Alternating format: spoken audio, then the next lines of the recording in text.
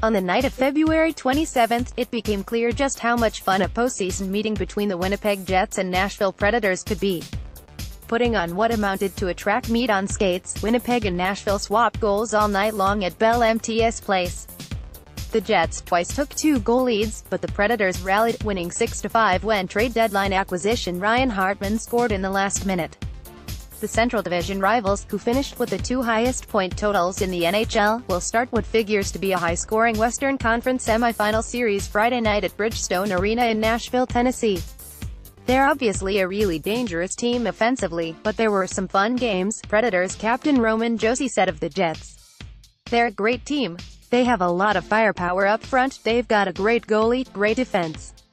It's going to be a fun series and I'm really excited for it. Nashville had to wait a bit longer than anticipated before it could start preparing for Winnipeg. It had to go 6 games before eliminating Colorado, doing so emphatically Sunday with a 5-0 decision that included Pekka Rinne's 4th career playoff shutout and 3 points for the first time in 81 postseason games for center Nick Bonino. Winnipeg took care of business against Minnesota, sending the Wild to the golf course in 5 games. Its 5-0 victory in Game 5 on April 20 included a second consecutive playoff shutout for Connor Hellebuyck, as well as Mark Scheifele's 4th goal of the series and 2 assists for Dustin Byfuglien. In 5 regular season meetings, Nashville and Winnipeg combined for 42 goals, the Predators scoring 22. Nashville won 3 games, taking 2 of the 3 matchups at home. It's a high-event game. There's lots of action all the time, Jets coach Paul Maurice said.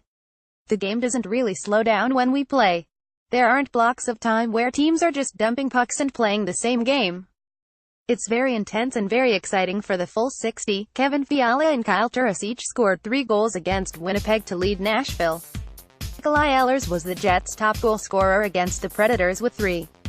Nashville center Ryan Johansson tallied 9 points in the season series, collecting 8 assists, and Kyle Connor and Blake Wheeler led Winnipeg with 6 points each. As befits a matchup of the teams with the league's top point total, there simply isn't much difference across the board. The Jets were second in the NHL in goals, and the Predators were 7th. Nashville was second in the league in fewest goals allowed and Winnipeg was 5th. Simply put, this has the earmarks of a long series, one that could feel like a Stanley Cup final 2 rounds early. They're a skilled group, they're a fast group, Predators defenseman Mattias Ekholm said of the Jets. We can't be worried too much about what they're going to do. We have to be worried about the way we approach games.